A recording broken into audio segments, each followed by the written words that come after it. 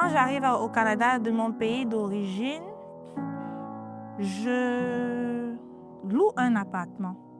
Ça veut dire que la veille de mon départ, on me donne déjà l'accord de principe. Et sur le premier escale, à Bruxelles, on me fait savoir que l'appartement ne peut pas être loué. On n'a pas de logement. Comment on va faire?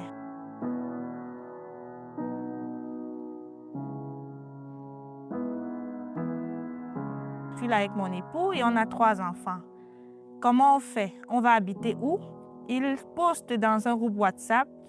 C'est comme ça qu'on atterrit à Orleans, chez des personnes qu'on ne connaît pas.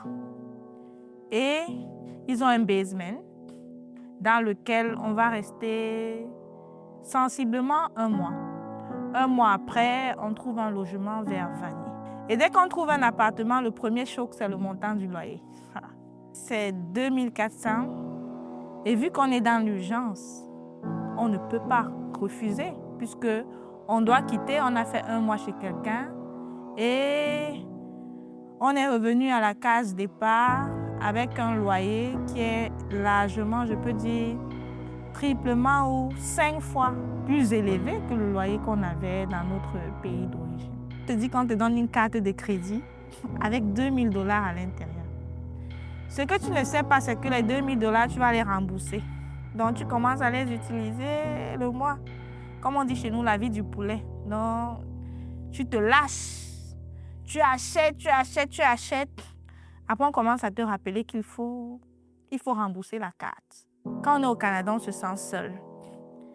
On n'est plus comme quand on était dans nos pays. Quand tu es un peu seul, tu vas voir maman, tu vas voir papa, tu vas voir ton frère, tu vas papoter.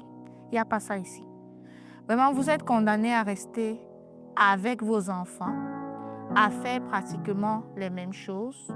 Quand tu dois sortir, ton agenda doit s'arrimer avec l'agenda des enfants. Donc, c'est sensiblement, c'est à l'opposé de nos habitudes.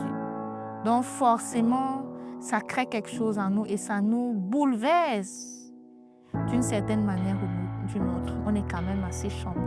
Mon aventure avec les SICAN est tout à fait particulière. Parce que je viens au SICAN pour accompagner une de mes connaissances qui a un problème avec son bailleur. Donc elle me dit, Adèle, accompagne-moi, on va au SICAN. C'est comme ça que je découvre le SICAN à tout hasard. Et quand j'arrive au SICAN, il y a une dame, on papote, elle me présente le SICAN, elle me raconte son parcours, elle est arrivée au Canada et elle a découvert le SICAN. C'est comme ça qu'elle a eu son emploi au SICAN. Elle dit c'est une bonne expérience, c'est une expérience assez humaine et on rencontre beaucoup de personnes. Et à tout hasard, il y a un atelier au SICAN. L'atelier était tellement intéressant, ça m'a intéressée. Je me suis sentie comme en famille et ça m'a donné le goût de revenir. Donc c'est comme ça que je suis revenue et que je suis devenue bénévole au SICAN. Et puis, le directeur général du SICAN m'a donné l'opportunité de pouvoir conduire une activité francophone. Et ça m'a permis vraiment de connaître la communauté francophone, également d'aider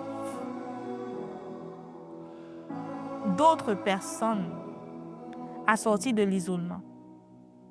Ça fait qu'aujourd'hui, je sais qu'avec le français également, je peux faire quelque chose. Et ça, c'est grâce au SICAN. Et je pense qu'avec ces activités, j'ai pu nouer, j'ai pu réseauter, comme on dit, parce qu'il y a une dame avec qui j'ai travaillé dans le projet qui a ouvert également son organisme Nouvel Élan francophone, Julienne Cotton. Et je pense que tout ça, c'était grâce au SICAN. Venez au SICAN. N'allez pas seulement ailleurs, mais venez au SICAN et je suis sûre que ce que vous allez trouver, ce que moi j'ai trouvé au SICAN, vous allez également le trouver.